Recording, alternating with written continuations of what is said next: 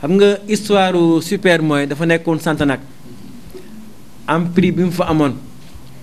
donc prix boobu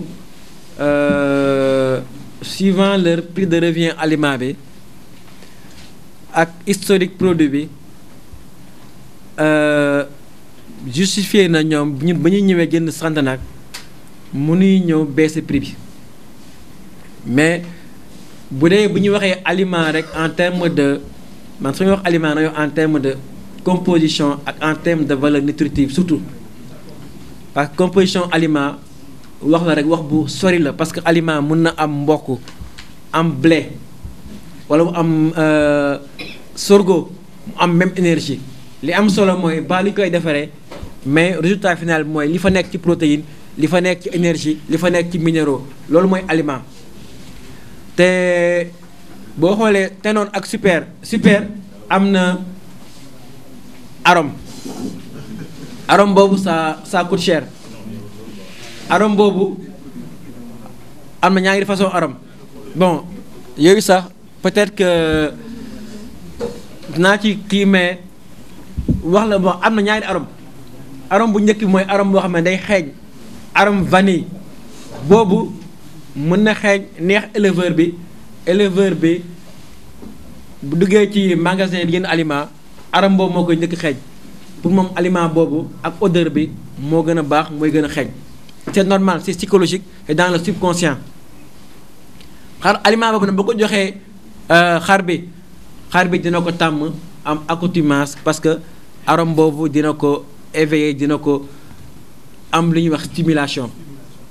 mais étude yi ñuy def mooy Ténor tam am na arôme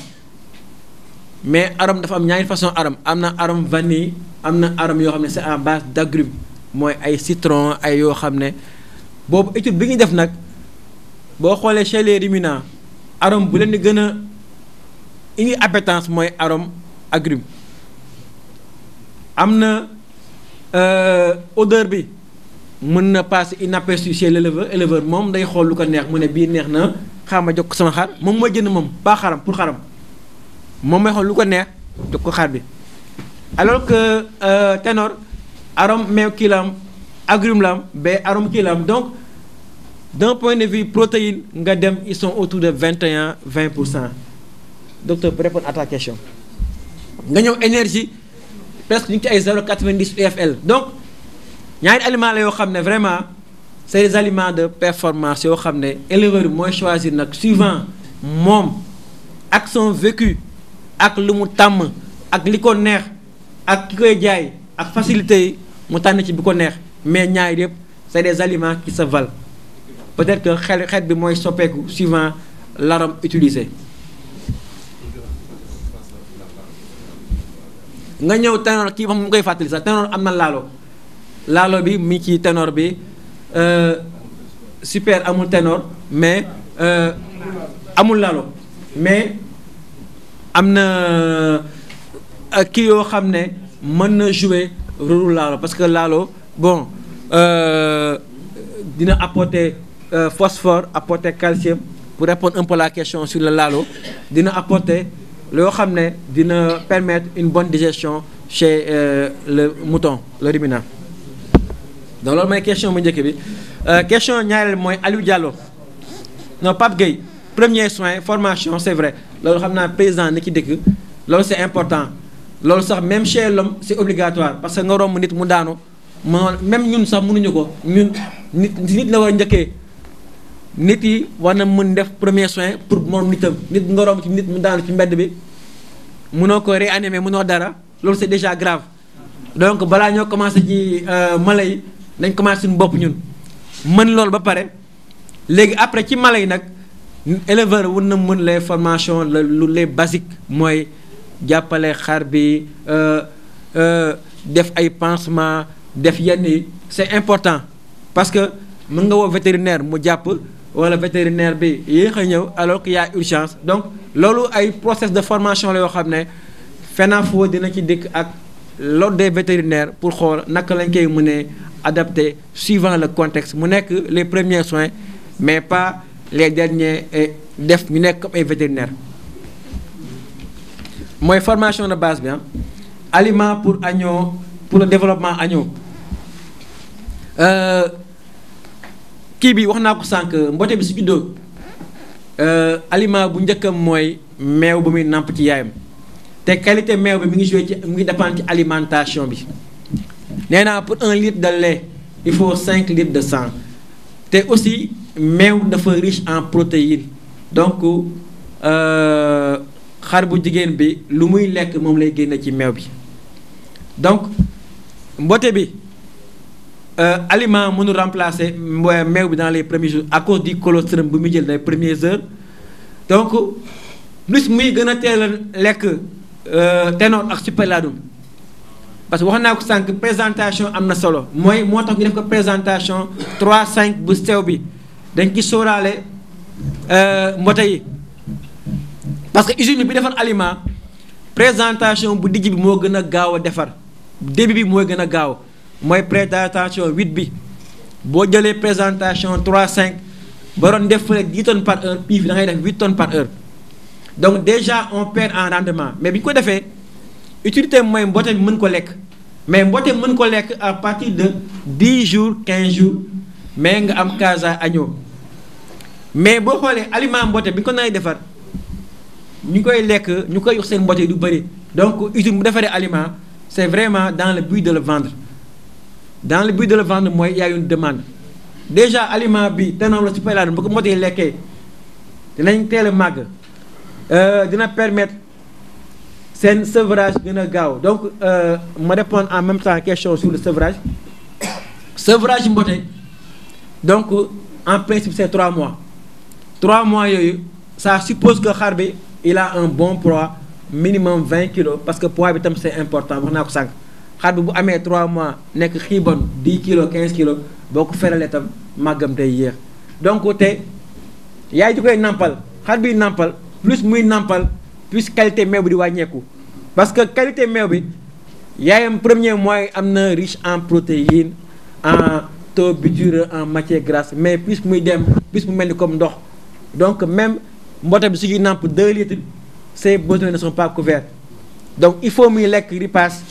pour mën a wax naa ko sànq développement papier ruminal yi il faut muy lekk ngooñ fourrage pour développer son rumen il faut aussi itam muy naan ndox loolu mooy le rôle case à agneau boobu ñuy wax sànq pour au moins diversifier les sources pour l'agneau te bu feree dina tax yaayam am un stress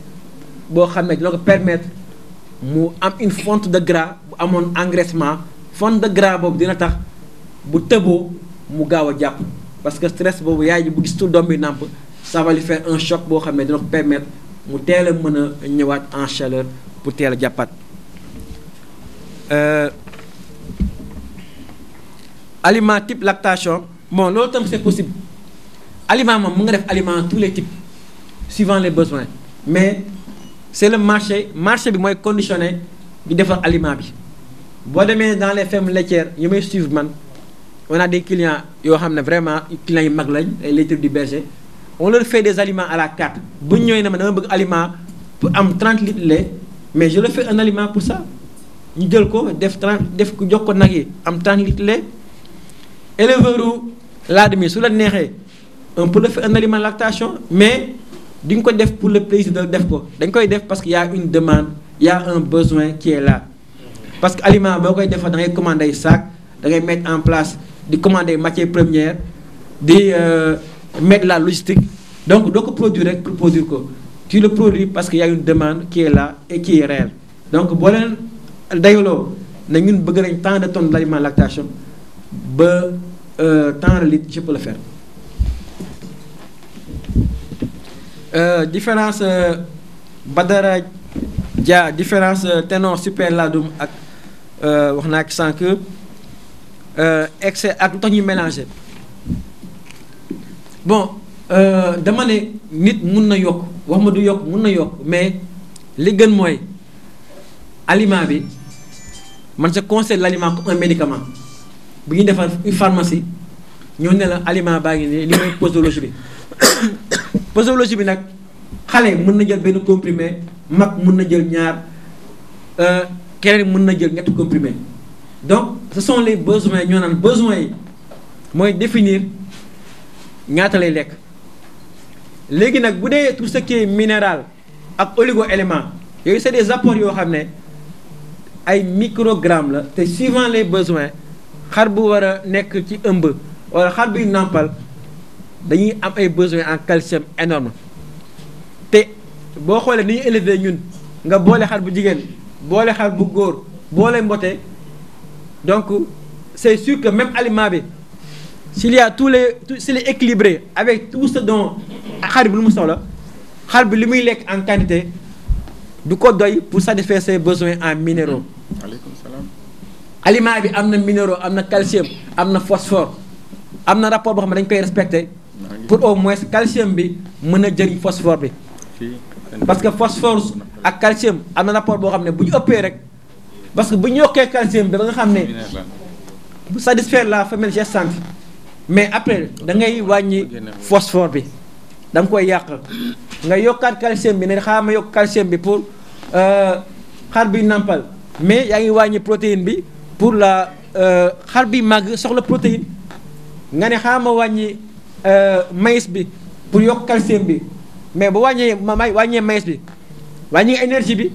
donc wàññi nga carburant organisme bi donc équilibre boobu c'est un équilibre primaire léegi nag éleveur bi moom suivant allottement ak suivant les besoins spécifiques xar bi su waroo tëbu xar bi su waree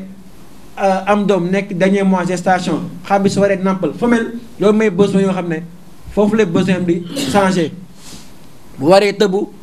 bu nekkee dernier mois gestation ak buy nàmpal à part période yooyu vraiment femelle besoin d'entretien lay am besoin yoo xam ne c'est des besoins basiques donc foofu mën nga jouer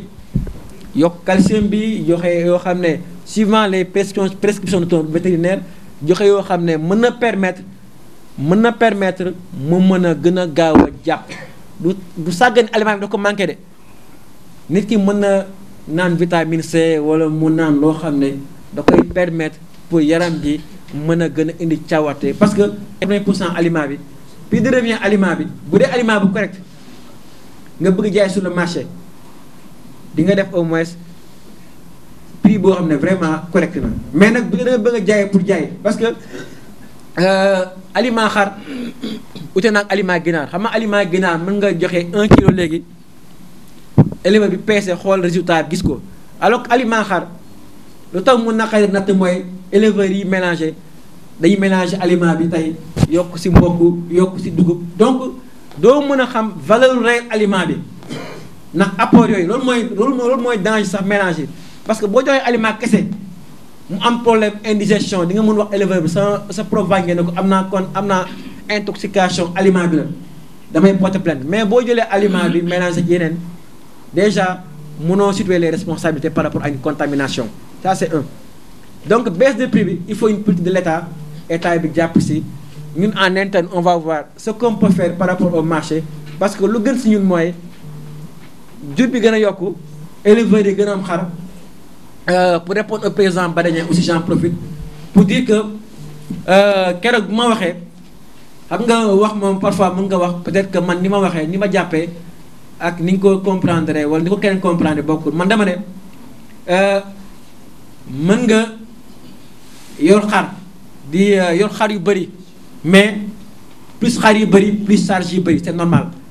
parce que boo amee ñaari xar di dépenser ak yor 100 xar charge yi day gën a bëri ñun lu ñu gënal mooy xar yi gën a bëri parce que loolu mooy suñu liggéey mooy aliment nag balaa ngaa jaay am kooku destinataire mooy xar yi donc peut-être que on s'est pas compris mais man li may ñaan mooy xar yi gën a bëri ñu gën a bëri mais ñu gën a rafet tam parce que y a l'aspect qualité quantité te qualité bi instant yi am nañ ko ci laadum yi des mooy développer l'aspect quantitatif à travers la vulgarisation ba nga xam ne ñëpp dañ ciy jot ñëpp amee ci laadum yi yorin bi gën a baax ñu xam fu ñu jëm ku am management bi gën a baax éleveurs yi gën cee am ay débouchés mën a jaay état bi gën ci investir ñu xam ni laadum yi war na mën a gën a jëriñ Sénégal gën a jëriñ population bi loolu mooy ñun suñu mbébét loolu mooy tax NMA gën a mettre en place des aliments de qualité et de valeur pour encourager cette activité de sélection boo xam ne ci ngeen nekk. donc xar yi nu mu gën a bëri rek ñun ñu gën ci sawar macha allah. Ibrahima Gueye waaw moom tamit lu mu waxoon mooy différence ténor super wax naa ko sànq mooy arôme yi bokkul bi arôme bu vanille la bi arôme agrume la donc yàlla la am na laalo bi. prix nag moom c'est une décision de la direction générale ñoom ñooy xool prix bi suivant le coût de revient et le coût de fabrication. bon Dame laaj na ma sevrage moom wax naa ko sànq mooy 3 mois mooy li gën parce que femelle moom ni muy ëppee doom rek ci carrière am plus ngay gën a mën a jëriñoo ci femelle boobu xaar bu mu xaar rek pertement la donc il faut l'exploiter à fond teel a sevrer teel a développer mbote yi nga xam ne di nga mën a jëriñoo ci élevage bi. góor gi maa ngi rafetlu moom intervention xam naa abukan na ci ñëw après mooy avenir élevage au Sénégal ñi ciy dugg ak ñi ciy war a mën a jëriñoo loolu yëpp c'est une orientation boo xam ne état bi war na ciy dugal ay tànkam à travers ces démembrements mooy inspection bi ñëpp ak population bi mais li am solo mooy membre yi comme waa FENAFO parce que état balaa mu lay dimbali day fekk ñi ci nekk yëngatu ci wane seen mën-mën wane seen pas-pas wane seen dynamisme seen organisation état doog a ñëw donc moom si lañ nekk ni donc je pense que c'est en bonne voie bu ñëpp fédéré woo doole mbooloo mooy doole ñëpp bokkandoo xëccandoo dóorandoo bokkandoo objectif bokkandoo but je pense que loolu bi ñu ko defee rek élevage dina développé incha allah. waaw sama madame Touré madame docteur Touré wax na ci bunaa bi bon loolu moom je pense que état bi dina si jóg parce que di nga seetlu wax nga ko yow sax di nga seetlu ni bu ko nag yi lekkee dinañ gën a duuf c'est normal parce que dafa bëri ay déchets la donc boo waxee déchet mooy mbalit donc dina bëri ay minéraux dina bëri protéines donc loolu nag bu yàggee parce que déchet boobu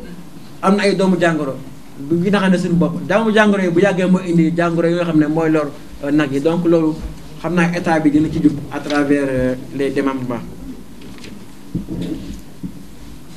bon monsieur Saliou Samb waa Suniwar nga xam ne ñoom ñooy jaay tourteau bu cher bi tourteau dégelé bi ñun suñu client seen client lañu wax na ci augmentation prix bi xam naa ñoom tam bu ñu wàññee ñun tam dinañu gën a incité ñu wàññi prix aliment bi donc je lui renvoie la question mais d'une manière générale et d'une manière précise ñu ngi si ak toute l'équipe NMA pour xool aliment bi naka lañ koy wàññee ak def animation à travers tout le Sénégal pour expliquer produit yi am naka lañ koy gën a utiliser parce que ñun ñu koy defar donc xam nañ vraiment lu tax ñu defar ko ak naka lañ ko war a gën a utiliser. bon wax na tam ci maladie yi nga xam ne mooy am ci gétt gi bon gétt gi moom maladie yi moom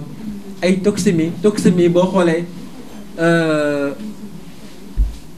management alimentation la quoi alimentation bu ëpp la wala alimentation bu manqué la alimentation bu ëpp la mu indi surcharge graisseuse ba nga xam ne foie bi di mën a jouer rôle am de régulation au niveau de l'organisme mooy glucose parce que toxine boo ko waxee rek mooy xar bi am na carence énergie donc day lof mënatul amul oto bi amul carburant la donc xar bi tam mën na xiibon doom bi màgg amul lu mu ko dundalee mu dem puiser dans ses réserves dem ba jeex tàkk donc loolu tam mën na indi toxémie. les maladies respiratoires nag dafa bëri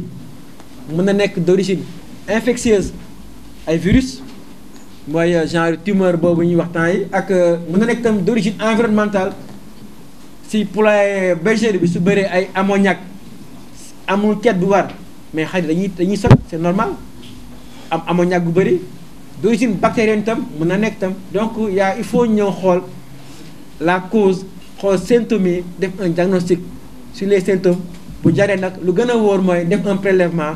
yóbbu un labo identifier ban germe la su jaree itam ñu xool ban traitement moo gën a baax pour la maladie. les premiers soins à l'agneau mooy mboote bi su juddoo day am hypothermie donc il faut rapidement nga mettre ko à l'abri kii jumbax bi góom la plaie ouverte la nga xool noo ko kiiwee defee des produits yoo xam ne aseptique waxoon vaccin tam anti sérum antitétanique bu dee yaayam jëlu woon kii bi Coglavax nga jox ko mais itam bul fàtte dafa war a nàmp bu jaree sax nga téye yaay ji mu nàmp njëkk yi su ko nàmpee avantage am la moom bote bi dina tax bu gën a màgg bu génnee méconium bu mu dencoon ci biiram bu mu nekkee ci biiru yaayam ba pare dina tax tam yaayam am réflexe nàmpal ko bu dee tënk la xamul li ñu nàmpalee donc dina ko permettre mu mun nàmpal. je pense que c'est la dernière question bu amee xam ma jox sama waa ji Mbodj. muy xool lépp loo xam ne tey jii mooy jëmal élevage yi kanam lépp loo xam ne tey éleveur loolu soxla pour di si gëstu pour indi leen aliment boo xam ne tey jii mooy méngoo ak seen bëgg-bëgg bu yaa def nag période boobu éleveur ñu ngi xelal sax si ba daal xam kan lu koy ba fet ñoom ñu xam bu ñu xamee ni ñoom dañuy seen aliment di si def laalo mais leen pourquoi pas mën na defar aliment boo xam ne day am laalo ci la jël xalaat boobu dem école vétérinaire fii nii ICB kii ICB gars yi def si recherche docteur vétérinaire ba def gëstu si pour am aliment te loolu bi dañ si gëstu def si ay jàngat bu ñu paree xam ne lépp luñ ci soxla am mën nañu ko def ANAMA soog a pare defar aliment bu ko jaay si kii bi si marché bi bu nekk fekkee waa Santanak ak jamono dox ba ANAMA tey jii jënd Santanak non si sant suñu borom baax parce que dañ liggéey bi toll foofu tey jënd première entreprise sénégalaise non français bu installé au Sénégal élément à Santanak moo njëkk a defar farine moo njëkk a defar aliment màgg ba jënd usine boobu élément defar na créé na benn aliment toujours Ténorladoum pour concurrencer Superladoum yàlla def tey jënd usine boobu tey jaar na ñu bàyyi ñaari aliment yooyu ku bëgg a Ténor am aliment ba mu laaloon mën naa jël Ténorladoum aliment moom arom jël Superladoum dama différence boobu moo tax tey jii jamono moo daf si quoi voilà loolu la léegi pour revenir si cherté ak aliment comme ni ko commencé waxee léegi-léegi nii ñun mboq dañ ko jënd Brésil wala Argentine dañ jënd blé dañ ko jënd Argentine wala France dañ jënd son bi dañ ko jënd donc tey jii bu ñu defar aliment sax aliment bu ñu defar aliment nekk si premier usine boo xamante ne tey jii aliment jur gi ñu def si loo xamante ne tey jii mooy ëppal njëriñ jur gi ak nit ñi sax parce que jur gi bu ñu amee alimentation bu baax xar nit moo koy lekk xar nit moo koy lekk kon donc tey xar bu amee tey aliment boo xamante ne tey bu baax bu am loo xamante ne tey jii lépp mu soxla mu ngi ko ci am dañu sécuriser ko yaakaar naa loolu moom ñi sax lañu gën a sécuriser parce que aliment aliment jël aliment jur gi def ko soxlaam tey jii aliment moo njëkk a jël mboq def ko si aliment avant yenn gars yi di si ñëw donc pour vous dire que tey jii amuñu droit defar aliment boo xamante ne tey jii du méngoo ak nombre de qualité yu soxla parce que final kii boo yore sa xar bu ñu tënk mooy nit moom la boo ko war a lekk kon li lu mu war a lekk dafa war a yaru xar-xar dafa war a si dafa war a jaar yoon am alimentation boo xamante ne tey jii du am bu sell te bu jaar yoon voilà moo tax tey jii prix boobu xaw a suivre un peu kii sunu lu tax aliment bi cher boo xoolee aussi tey jii élément ne gënul cher si marché bi boo xoolee tey jii Louga pour bu gën jaar bu gën a cher élément pourquoi mais pourtant gars yi ko jënd pourtant aliment bi yenn aliment gën bu jugóor lu am sérieux njëriñ pourtant gars yi ko jënd Louga élément nekk numéro 1 en Louga soo wàllu ginnaaw moom macha allah moom gars yi ñu ngi on est leader mais côté jur gi moom aliment nekkul leader nekkul numéro 1 te pourtant aliment mi ngeen utilisé moo gën a cher bu élément si bu ma tur mais xam naa élément amul ko dëgg wér la waaw léeg bu la weesoo tey jii am ngeen possibilité tey jii élément dafa signé convention ak maison ak éleveurs yëpp tey jii mu ngeen commandé directement élément ngeen jëm jaay leen pour usine buñ ci mënee ba leen dimbali sa transport indi leen ko sax mën na ko def parce que loolu am mën nañ ko def kon dama ko nga xam loolu moom aujourd'hui tey mën ngeen commandé aliment mu diggee leen prix usine ngeen amee koy si condition yu wax daanaka waa